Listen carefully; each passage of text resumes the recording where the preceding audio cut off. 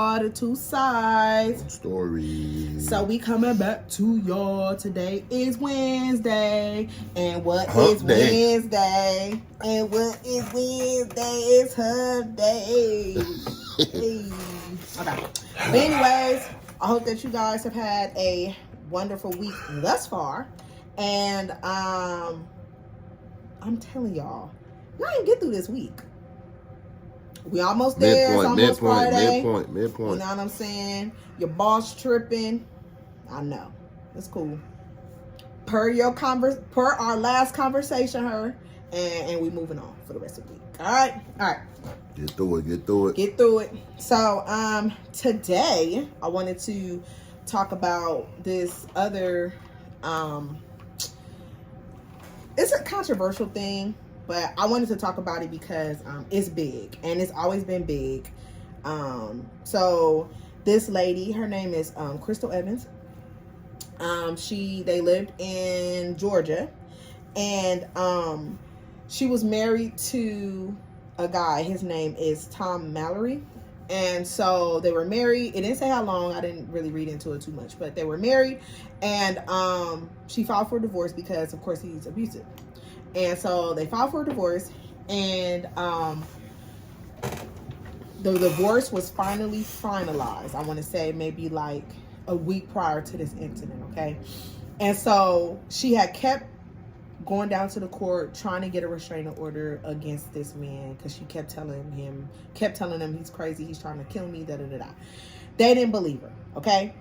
She went down to the court, I don't know how many times. So this last time, the judge finally stamped off on it and said, you know what, we'll get you a restraining order. Now, if none of you guys have ever got a restraining order, this is how it works. So you petition the court for a restraining order, okay? The judge will read your order, and sometimes they will decide right then and there if they're going to approve it or they're not going to approve it, okay? They will decide then and there. Sometimes you can get a court date. Sometimes you can appeal it. But if you've never worked with the court, sometimes it's very hard to do, especially if you don't know how to read those orders. You don't know how to read what the judge is saying. It can be really hard. So she finally went down there to go to court. And her daughter is the one saying that she was asking them to give her mom an escort when she went down to the court. They didn't give her one. Do you know that this man was waiting for her in the parking lot at a courthouse and killed her? And he did. What? So you mean to tell me? And I feel like that happens a lot to a lot of women and men, because my thing is, I don't want to make it seem like they call it inter-partner violence. I think that's what they call it now. It's not DV no more. It's like interpersonal partner violence or something like that. But I just don't like it how it's not taken seriously. Like, now, don't get me wrong. It is very hard to decipher between whether someone is actually being serious about it or somebody is lying. Because, you know, people lie all the time. They go down there and say, oh, this person is trying to harm me. This person is trying to harm me. And all along, they just, you know, trying to take something from you or keep your kids away from you or something crazy, you know. So I get that. But in these kind of situations, and because she was a small town lady, but I feel like her daughter has been blowing a whistle so loud that it's been gaining a lot of traction. She's went to all the news outlets to basically tell her mom's story. And of course the Georgia police, they're denying it or whatever. But people felt like she wasn't protected by law enforcement, and I hate that, you know. And then I don't want to give it a double standard, because I feel like men are also victimized too, and I feel like people look down upon it like, oh, you a man, like how you let her da da da da da, you know what I'm saying? But if he hit her back, now he gonna be in the wrong. Instead of him going down there trying to get a restraining order against his ex-wife or his ex-baby mama or whatever because she's trying to harm him. Like, I feel like those type of double standards, like, it's just bad. And I feel really bad for this lady because she lost her life, and it seemed like she had been trying to, you know, speak up and speak out about it, and the justice system really did fail her. What did you think? Just like you just said, I mean, the justice system definitely failed her. I mean, I'm pretty sure she been sending red flags and signals to the whatever sheriff department, the Georgia Police Department. Multiple claims, a lot of claims. I mean, you don't just go from, oh, I fear for my life to filing a complaint after the first incident. You know, well, I would hope you do, but I'm pretty sure if they was together, and is the daughter by him? No. Okay, so you're dealing with somebody else's family, basically. So the system definitely failed her. She followed the right steps. She did what she was supposed to do. But me, the way I think, she should have killed him. Then we gotta do this. Yeah, like she should. Well, like I said, we ain't monetized yet, so we can say whatever we want to say right now. But they gonna strike the video? We ain't getting no money. But she definitely should have found a better way to protect herself. If you go to, because the police do this all the time. All the time. If she got bruises or whatever the case may be, wait until he come in your house tripping and put him down. Put him down, because you see, she tried to follow how they tell you to do it. She did it. And she died in the police department or the court building's parking lot. So he felt comfortable enough to know where she was going, meaning he was following her already. So he already knew where she was going or whatever the case may be. And he felt comfortable to sit there knowing he was going to do it the whole time. So it's premeditated. So hopefully he in jail right now. But I'm gonna tell her like I tell Monica all the time about my daughters. Like, my daughters gonna know everything they need to know before they leave this house. How to protect themselves, when to protect themselves. They gonna have the tools, if you know what I mean, to protect themselves. Right. It's hard to say when you'll become a victim. And like I said, but just don't let it be a victim of that. Now, certain stuff can happen where you just at the wrong place at the wrong time, but don't be afraid to let people know if you scared. I know it's hard. Me and Monica have this argument, well, not argument, but this discussion all the time. Like, why do they wait so long? Or why don't they tell their dad or their brothers? Or they're like I said, if my sister told me something and they was serious about it to the point where I knew they was actually scared and they ain't gonna go back to the dude, that's when I'll step in. But I'm not finna step in and do something and you gonna go back with the dude and I gotta see him every day after I did whatever I did to him or whatever the case may be. So I just feel like you just need to, take more initiative and protect yourself. This woman had a daughter already. I don't know how old her daughter was. She was an adult. Right. Yeah. So, her daughter was 40, or her daughter was older. Mm-hmm. Oh, okay. Well, So that's what I'm saying. I don't think this daughter was by this. This is just an unfortunate situation where she did everything the right way, and the justice system still failed her. So I will hope this daughter is fighting for some justice from the Georgia Police Department. Mm-hmm. They're denying it, though. Of course they're going to deny it. But if she got the proof that they filed them, that she went to and filed them restraining orders or whatever the case may be, then they can't deny it.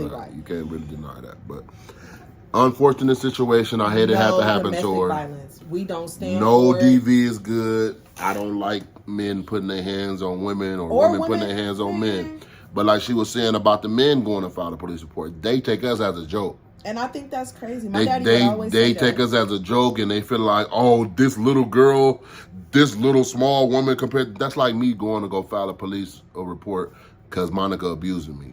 But if I do something to Monica, it's a jail cell. Right. Mm-hmm. But if I'm going to do what they tell me to do, then they looking down on you. They looking down on me like, you can't protect yourself from that little bitty. I'm doing what I definitely can protect myself, right? But she done put me on 4 flats in front of the police station. It's right, So it's a unfortunate double standard that I hate, but it's more men on women DV that gets the publicity, but it's some women out here crazy too that then put some men through some stuff, and the whole you can't see your baby because you don't want to deal with, all that kitty stuff that they be having going on be a lot. So I know this is more of a serious episode. I don't want to get too real on here, but definitely my kid's gonna. I mean, not to say she didn't know how to protect herself, because I'm pretty sure she did. She probably wasn't even expecting but him she to know definitely wasn't expecting right. for that to happen at the court building. I mean, it could happen anywhere, so you always be prepared. That's why I be telling Monica, like, I don't care where I'm at, I'm always be prepared. Be prepared for anything to happen. So, but no way, shape, or form did I think, or I'm sure she never saw that coming. I mean, he knew what he was going to do, but she never saw it coming, and she going to do stuff the right way and still lose her life. So that was messed up. So rest in peace to her. Her name is Crystal Evans. That young lady. And I pray that she get the justice that she deserves. Definitely. Because that was wicked. And then please remember that there are a lot of wicked people in this world that are just here to kill and destroy. Okay, they're not thinking about nothing in between. So I pray that whoever these people are, that you stay very, very far away from them. So any women reading this or men not reading this, it is okay. Watching it's this, be okay. Going through anything, if you're a male, you might feel embarrassed. Go talk to somebody. Go tell somebody, because that could lead to you flipping out and doing something to her, or her getting tired of you and her doing something to you, and you'll be the next victim. So just make sure you letting the right people know, getting a paper trail on, so if something do happen, you have the justifiable right to do whatever you did, and you could live with yourself knowing you did this because it was either her or you, or him or you, so. Right. Yeah, just, like I said, this is more of a serious episode, so it ain't nothing to joke about that much. It's, I just hate that have to happen. It happens a lot. More than we probably More than we pretty much know. Like a few months ago, I'm sure y'all seen a video of the woman running around in a parking lot, and her ex came and shot her 7 times in the parking lot and killed her in the parking lot while the lady was recording it, saying, "Don't hit her, don't put your hands on her," and he killed her in the parking lot. So, or the one when old boy walked up to the girl on the porch, and she was trying to get in the house, she was knocking on the door, and he shot her about 7, 8 times. So, emptied the whole clip on her actually. So, it's definitely, people aren't always mentally stable, happening more often than it should, and I'm pretty sure majority of those people had active restraining orders. And what is a piece of paper? Yeah, you guys got to be able to protect yourself. They got to change that. Because if I go file this, you acting like the paper going to stop them from coming. Oh, I got a restraining order. You think that's going to do something? I know. If you mad enough, you don't care about a restraining order. I'm talking to y'all right now. You don't care about none of that. If you mad enough to the point where you feel like you need to do something to somebody, is a piece of paper going to stop you from doing it? Right. Let us know in the comments. Our justice system need to get better on that, because I feel like if you start locking these people up for first time offenses, if you're gonna put your hands on a woman the first time, do some serious time. Maybe you'll think about it the next time. But if you you're gonna get you hit somebody, or if you put your hands on somebody and they come arrest you and you get out the next day, yeah, that's not teaching you anything. What lesson have you learned? So I mean. Yeah, that's all I got. Rest in peace to her, yeah. Bad before they get me mad on here. Okay, so next, first question is, what inspired us to start our podcast? Did we answer that question we did. already?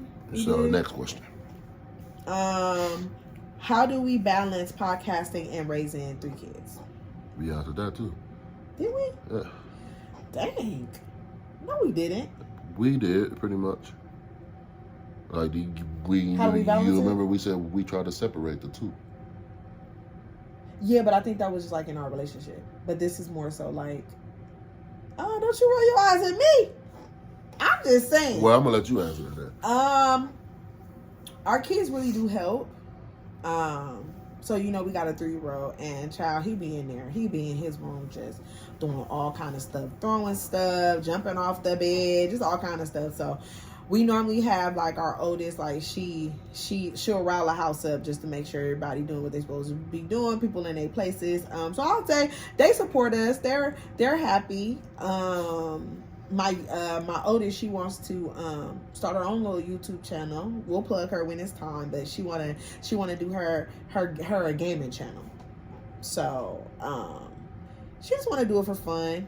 So I guess it's not like we have to choose between the two. I feel like now we're gonna try and merge the two, and try and, you know, put these two things together. You know, our personal life and our life here, and you know how we podcast, and see how that works out for everybody, because I guess people like to see that. And then the last question is, can you share a memorable moment from your family life that we would like to discuss on a podcast? Have we ever had any memorable moments? We have a lot. We really do. This man here is comedy all day. I don't know if y'all saw that video that I posted last week on Saturday, but just jokes all the time. We have a lot of memorable moments. I don't think I can really pinpoint just one. We do try and make every day fun when we can. I mean, sometimes we come home from work and we are just tired. Like, I don't have nothing today, you know. But when it comes to the weekends, we do try. You a little tired there, buddy? We do try and still have a good time, whether it's just a quick little laugh or whatever. We do still try and have a good time. So yeah. Sorry, y'all. We was a little personal on this one, you know. Yeah. So. Yeah. But anyways, y'all. So again, I hope that you guys have had a great day, and don't forget to like, comment, subscribe, and hit that notification bell, y'all, so share you guys the video. Especially this one. Share this one so this could get out to people who going through some stuff. This was heavy. Might be going through some stuff, you know. So yeah, I meant what I said about, you know, you might have to get them before they get you. If it gets to the point where you did what you had to do, and you know the police ain't gonna do what they job like they normally don't do. Protect yourself. You got to protect yourself. Not necessarily kill them, but little few warning shots and let them know you ain't playing. Like, bro, you better back your, you know. Some people just be really afraid. Yeah, but that'll save your life. It could. That'll say, what did he kill her with? A gun. Oh, okay. And I feel like right. Right. I feel like if it's ever a situation, would he unalive her with? That's what we're gonna start using. Unalive. Yeah. Mm-hmm. Unalive. So I say if it comes between me and you, I'm gonna choose me. All right. Or if it becomes between my kids and you, right. I'm gonna choose my kids. I'm gonna choose myself. So, and I think everybody should have that mentality. So, I mean, love yourself enough to live. You're not going out there causing no drama or causing no issues. But if issues come to your door, like my dad used to say, you handle them. Love yourself enough to live. Because people, you're because needed. There's a lot of people don't care about your life the way you do. You're needed. They look at you as property. They property, and that's how they always view you if you don't stand up for yourself. Right. And love. Yeah. And there are people who love you no matter what your partner is telling you or making you feel small or making you feel like don't nobody care about you. There are people out here who love you and they care about you and they want you here. They need you here. Kids, families, friends, they need you here. So just always remember that in the back of your head. And I guess that's it for today. Out. Have a good day.